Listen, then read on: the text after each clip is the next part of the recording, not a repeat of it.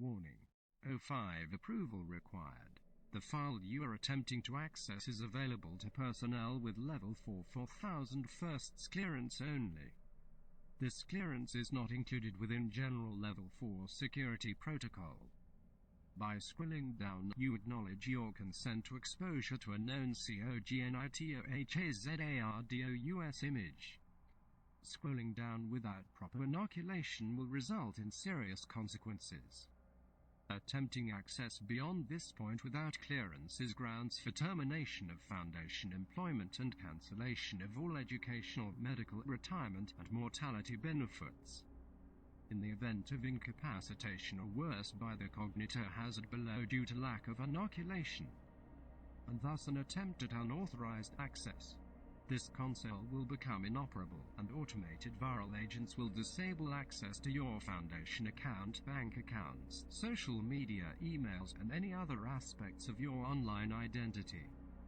In the unlikely event of survival, security personnel will be dispatched to detain you and escort you to a secure site. You will be interrogated under truth-extracting memetic agents, then likely terminated.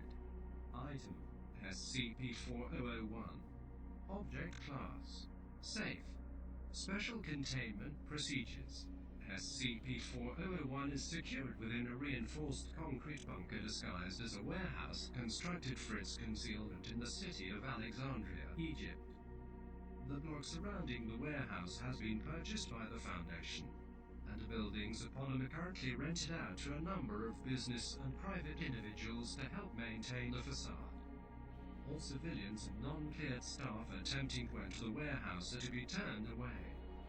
All civilians and non-cleared staff found within the warehouse are to be detained, interrogated, and administered Class C amnestics. The use of lethal force if intruders prove non-compliant is authorized. Multiple fail-safes are built into the bunker, including automated guns, gas weaponry, collapsible floors, cognitohazard presenting screens, and a tombstone. A 300-ton load of impure iron laced with thermite charges set directly over the tunnel to SCP-4001. In the event of a large hostile assault against SCP-4001, all available teams are to be deployed to defend SCP-4001.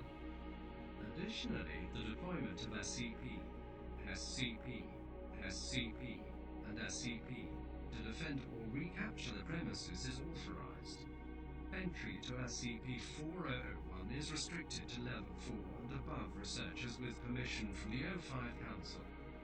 Open flames are strictly forbidden within SCP-4001 as are firearms or bladed weapons of any kind. Writing utensils of any kind may only be brought inside SCP-4001 with a majority vote by the O5 Council.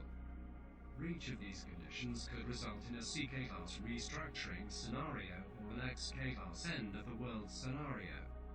SCP-4001 consists of a tunnel leading down to an antechamber connecting to a staircase which descends 15 meters below ground 2.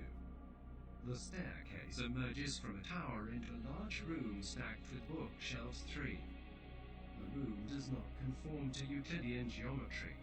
It is possible to walk in any one direction and eventually return to the point of origin. The room is 312 meters in width of indeterminate height, 4 many hundreds of kilometers in length.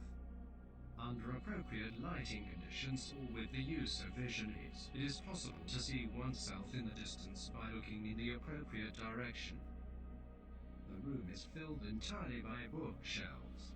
Each bookshelf is 2.8 meters in height and 100 meters in length, all neatly aligned with 2 meters of walkway space between shelves. An 8-meter wide main walkway originates from the staircase and runs in both directions the full length of SCP-4001. With identical modern-styled couches situated every 20 meters along the main walkway 5. Every 5th bookshelf has an electric lamp installed, which are the only light sources within SCP-4001. As such, most of the space within SCP-4001 is poorly illuminated. No power source has yet been identified for the lights. The floor is covered entirely in a sturdy carpet. Individuals standing within the room will hear steady ruffling noises and on occasion loud thudding noises. The source of this sound is the origination of bookshelves and new books upon them, which occurs continuously without any obvious source of material. 6. SCP-4001 represents the complete archive of every human life to date and is continuously self-updating. Every human being that has ever lived has a single corresponding book within the archive, detailing all important events in their life. 7. As humans are born, new books corresponding to them are added to the archive. Each book is identical in size and thickness, approximately the size of a standard paperback novel, though the number of pages varies depending upon the individual's lifespan and breadth of accomplishments. 8. Each book is completely accurate in its contents, and thus SCP-4001 represents an unprecedented intelligence resource. Books are stored in order of individuals' births, and the spine and front cover of each book is inscribed with the name of those it refers to. Each book is written in a language which is unlike any existing language known to the Foundation, while simultaneously being completely comprehensible to any literate individual reading it. The total number of books is estimated at approximately 120 billion. 9. Books can be taken from the shelves and read freely. Books can be scanned, copied, and photographed without consequence. If returned to any of the shelves, the book will vanish and reappear in its original location within the archives. Any attempt to remove a book from the archives results in the book vanishing and returning to its shelf. The contents of the books represent the absolute truth and history of the individuals contained within. Altering the contents of the books has a corresponding retrocausal effect on reality, with memories, locations, physical structures, physical states, and even complete existences changing accordingly to alterations applied to the books. Writing a decision, meeting, reward, change in personality, change in feeling towards individuals, change in health, method of death, or any other notable achievement or life event into a book will cause that event to transpire for the appropriate individual at the first possible opportunity. Discovery. SCP-4001 was first encountered by Foundation staff in the 1800s, after it was uncovered during an archaeological dig under an old part of the city. The Foundation quickly isolated the location and administered amnestics to the archaeologists involved. The Foundation continued to operate the dig site for a few more months, occasionally pretending to find some pottery or bones in order to avoid drawing suspicion. Initial forays into SCP-4001 were done cautiously, since the extent of the room was not fully understood. Once researchers realized the contents of the archive and the basic nature of the books, advanced teams were sent with supplies to place flags at locations of interest, since the bookshelves are not marked nor distinguishable in any way. 17 days after beginning their expedition, the first advanced team encountered a living individual within SCP-4001 designated SCP-4001-110, who had survived within SCP-4001 for nearly 2 millennia. See Addendum 4001-1. There are currently 7 camps within SCP-4001, each with its own generators, water filters, and beacons to aid in locating it, since it can take many days or even weeks to walk between camps. 11.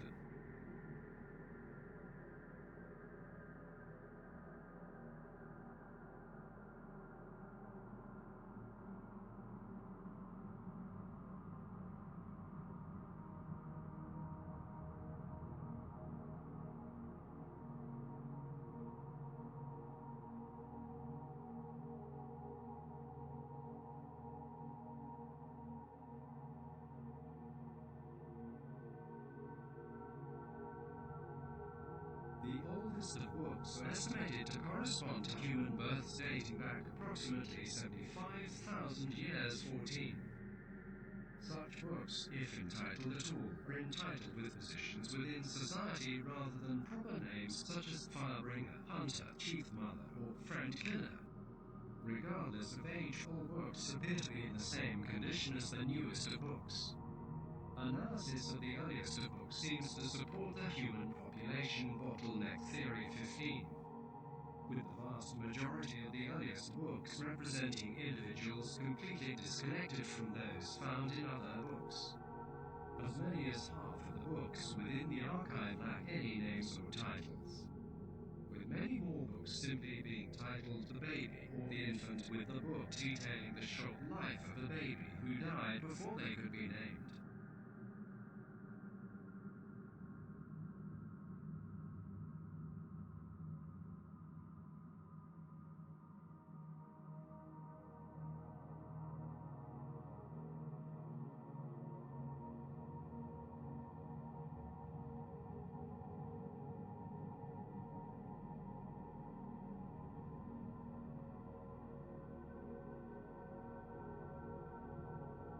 The following interview was conducted with SCP-4011, the man found living within SCP-4001.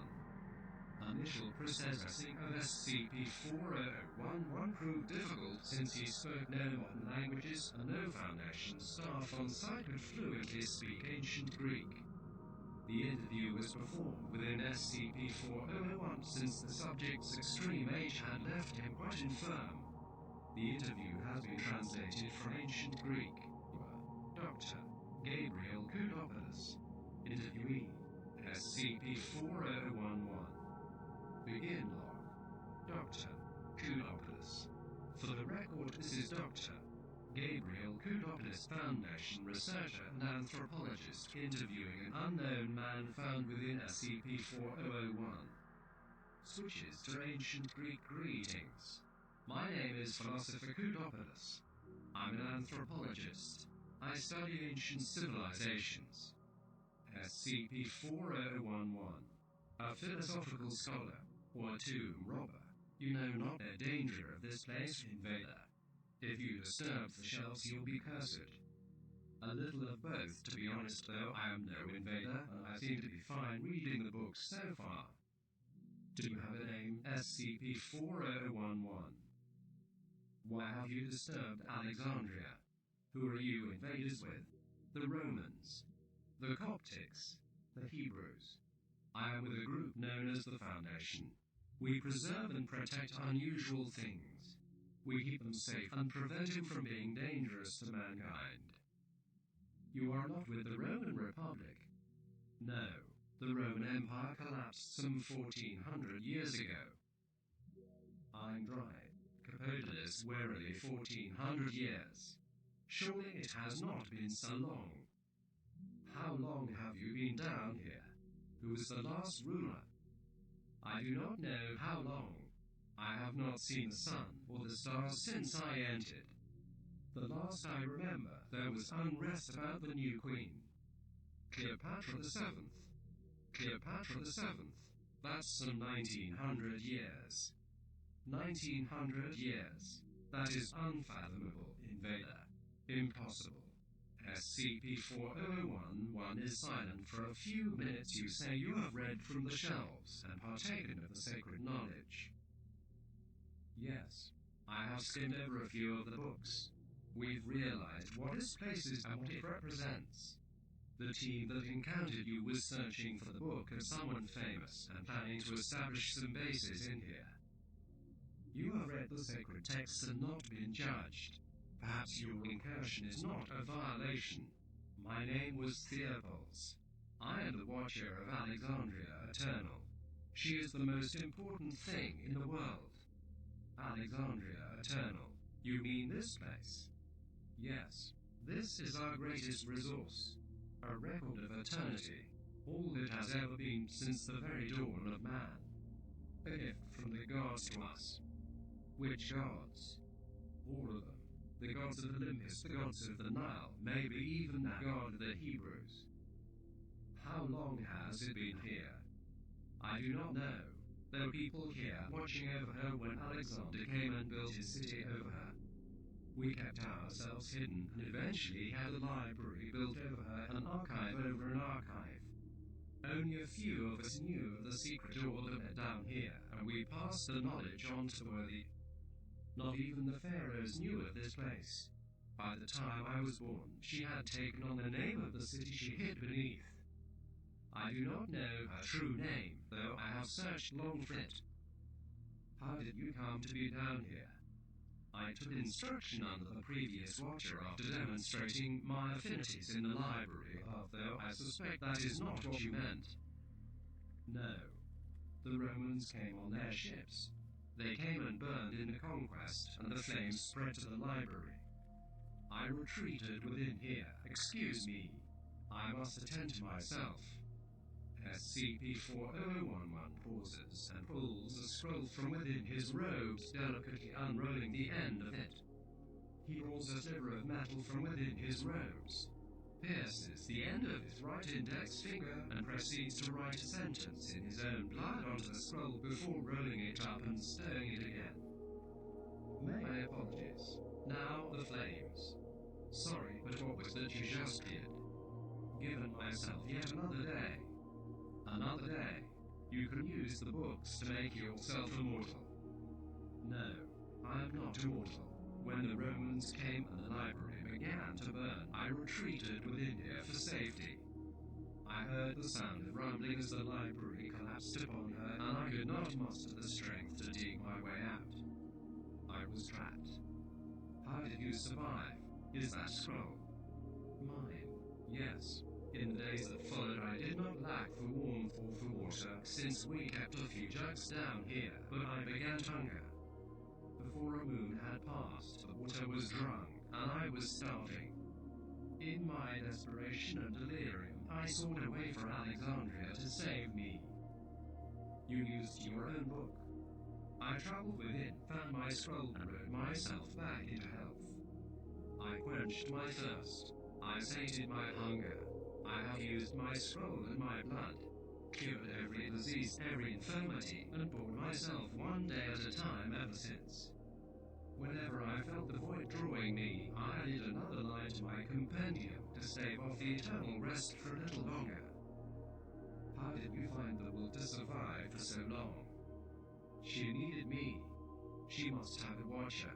Someone who walks her aisles, who appreciates her texts, who lets her know she is loved. She speaks to me sometimes when I wander from the light. The library speaks to you. She leaves me messages. In my scroll, whispers to me in the dark and makes notes of her whisperings for my perusal. What does she say? She tells me to wait. So I have waited. I walked her end to end many times over. I have read accounts of lives, some simple, some glorious, some beautiful, some ugly. I have waited through the changes. All of her scrolls, bar mine, became bound tomes, then these little books, as you call them. Her torches and sconces turned to candles, and now to these strange oil-burning lamps, as you call them, and her woven benches became these leather-bound and pressed oddities. I waited for so long, waiting for someone to show up and tell me my task had not been in vain. SCP-4001 falls briefly silent again. Tell me, philosopher, who is the pharaoh now? There is no pharaoh now. Cleopatra was the last before the Romans conquered Egypt. Egypt has not had a pharaoh since. The Roman Empire grew, collapsed, and out of her ashes multiple empires rose. The Spanish, the English, the Dutch, and so on. Are they great empires? They are great, though they are not good. I see. That is perhaps true of all empires. Even great Egypt was not a place of kindness, nor were we able to stay the advance of Rome. We were so proud in city. Alexandria was a great city, and her library was the envy of the world, but no one but the sun understood the true greatness she hid beneath her. Perhaps if we had just known. I have pondered that alternative many times, and it would never be what she wanted. Philosopher, what do you intend to do with this place? My task is to keep it safe, to discover its mysteries, to use it, perhaps, cautiously if we do, and only if necessary. I've already read some books, and I understand the potential. These empires you speak of, they must never find this place. They would exploit her without thought. We are taking steps to ensure that it remains hidden. Good, good. Philosopher, would you do me a kindness? I can make no promises. I would simply like to see the sky again. It has been 1900 years since I have seen the stars. 1900 years since I have seen the sun. It is eternally dark down here. There is no roof but the black void, and what light she gives us barely stretches the length of a shelf. I shall make a request to my superiors. Thank you, Watcher. End log.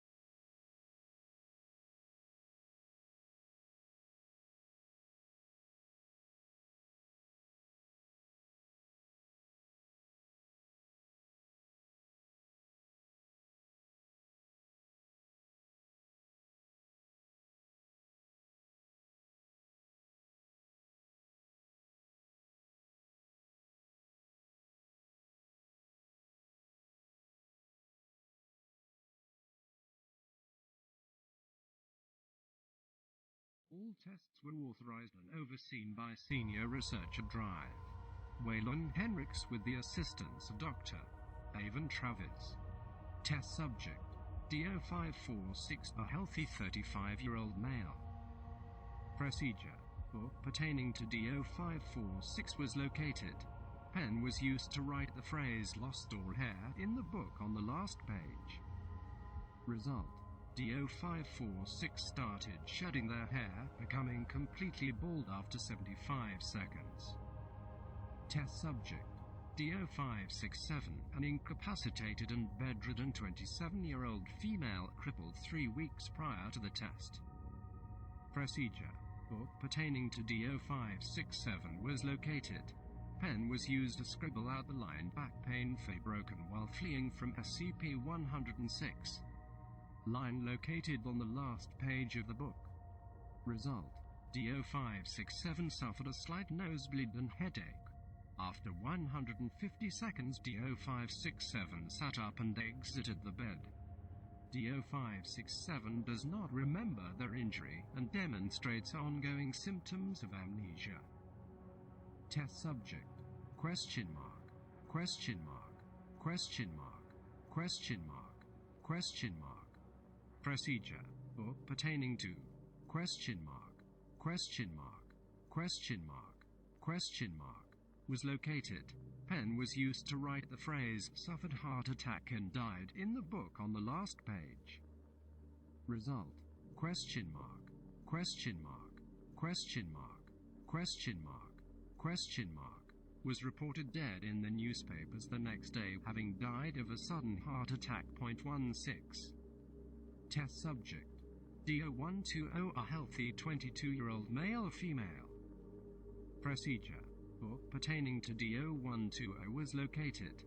Pen was used to amend the phrase "hearty and loud baby boy born 8 pounds 6 ounces" to "hearty and loud baby boy girl born 8 pounds 6 ounces" line located on the first page of the book. Result: DO120 suffered a severe nosebleed and headache, as did 26 Foundation staff, including all researchers involved in testing. DO-120 flickered in and out of existence briefly, their appearance shifting from that of a young man to a young woman, before stabilizing and falling unconscious. DO-120 was administered first aid and Class A amnestics. Notes from Dr. Henricks. DO-120 has since shown gender dysphoria, continues to identify as a male, and has requested genital reconstructive surgery. Test subject: DO-245, a 45-year-old male with a history of sexual assault. Procedure: book pertaining to DO-245 was located. Book pertaining to one Maria Hermes, 10 to 50 years of age at death, was located. Pen was used to scribble out the line callously stalked brutally. Question mark, question mark, question mark, question mark, and slowly. Question mark, question mark, question mark, question mark. Maria Hermes. Line located on the second last page of the book. Result: DO-245 suffered a severe nosebleed and headache, as did 7 Foundation staff, including all researchers involved in testing. DO-245 then disappeared, leaving no physical evidence behind. Both books also immediately disappeared and returned to the places upon the shelves. Details of the books after the editor changed.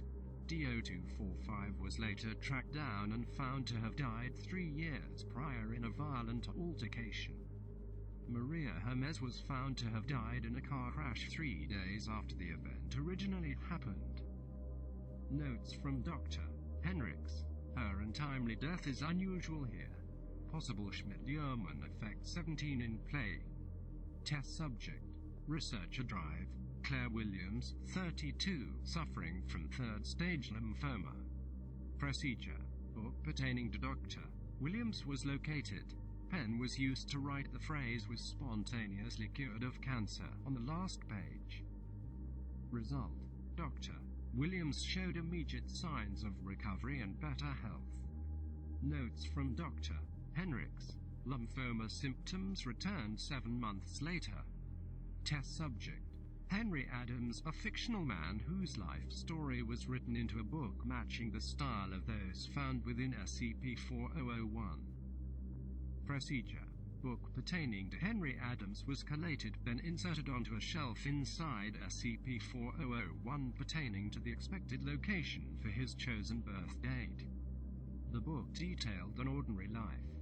Healthy constitution, complete lack of any connections to any historically, politically or culturally significant figures, and culminated in a line explaining his appearance within SCP-4001. Result: a semi-opaque red-haired man appeared in SCP-4001 showing signs of disorientation. After 3 minutes, he curled into a ball and began rocking back and forth before vomiting blood. Meanwhile, the book placed into the shelf rapidly began adding lines detailing multiple tumors, mass organ failure, and instances of necrosis all across his body. Henry Adams died 110 seconds later, confirmed by the line in the book, died horribly, agonizingly, and justly from his organs doing what they were always meant to. 24 hours after the book was added to the shelf, it disappeared and has not been seen since. Notes from Dr. Henricks. We are not trying that again. I am deeply wishing this place had its rules posted clearly like every other damned library in the world. Also are the books mocking us. Test subject: DO-900, a healthy 22-year-old male. Procedure: book pertaining to DO-900 was located. DO-900 was given a lethal dose of morphine and expired after 45 minutes. Immediately upon the line, died through cruel and unnecessary morphine poisoning appearing in the book. The phrase "morphine disappeared from system, resulting in spontaneous resuscitation" was written after it. Result: DO-900 coughed violently and regained consciousness. DO-900 was administered Class B amnestics. No behavioral or physiological consequences were noted, though DO-900 tested lower on cognitive tests after the experiment, possibly due to damage caused by anoxia to the brain. Test subject: D0989, a 43-year-old female killed in SCP. Question mark. Question mark. Containment breach 3 days prior. Procedure. Book pertaining to D0989 was located. Pen was used to scribble out the line, fatally struck, torn in half and crushed by rampaging monster. Result. D0989 reappeared immediately in D-Class quarters. D0989 did not respond to any questioning regarding the state of being or memories, nor did application of class amnestics result in any change in demeanor. D0989 suffered from severe headaches for 8 days afterwards and showed moderate disorientation for a further 15 days before committing suicide. The only words spoken by D0989 for the entirety of the time period was "Send me back, let me go." Single quote. Test subject. Researcher Drive. Claire Williams, 33, suffering from second-stage lymphoma. Procedure. Book pertaining to Dr. Williams was located. Pen was used to write the phrase "was spontaneously and permanently cured of cancer and all other diseases" on the last page. Result. Dr. Williams showed immediate signs of recovery and better health. Notes from Dr. Travis. Dr. Williams has remained in remarkably good health for 2 years before mild lymphoma symptoms returned. She's going to need to keep doing this, it seems. Test subject. D0323, a 29-year-old male killed in SCP. Question mark. Question mark. Containment breach 28 days prior. Procedure. Book pertaining to D0323 was located. Pen was used to write the phrase "returned back to life" on the last page of the book. Result. D0323 reappeared immediately in D-Class quarters suffering from cerebral hemorrhaging. D0323 died 13 minutes later, with such information being confirmed within the book. Test subject. D0310, a 36-year-old male killed in an accident during routine construction duties 2 days prior. Procedure. Book pertaining to D0310 was located. Pen was used to write the phrase "returned back to life in full and proper health, free from all infirmities physical, physiological and psychological" on the last page of the book. Result. Question mark. Question mark. Question mark. Question mark. 18. Overseer note. As of 1/1/1-2020, all testing related to the resurrection of the dead through any means is strictly forbidden.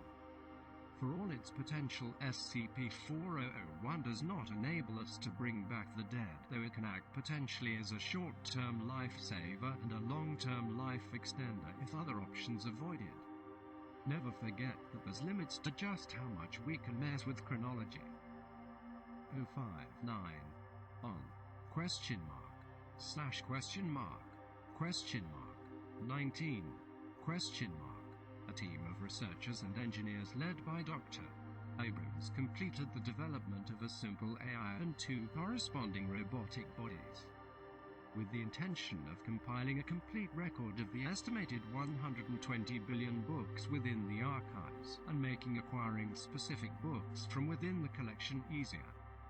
Dubbed Marvin and Molly by Dr. Travers, they were originally set to the task of compiling a database by scanning every name on every book within the archives, a task they took a little over 12 years to complete. 19. Currently, Molly is permanently stationed adjacent to the camp boundary, adding new names to the database as they appear. Marvin acts as an aide to staff, and if requested for a specific book, will locate and collect the book for staff, usually within a few hours depending on the distance needing to be traveled.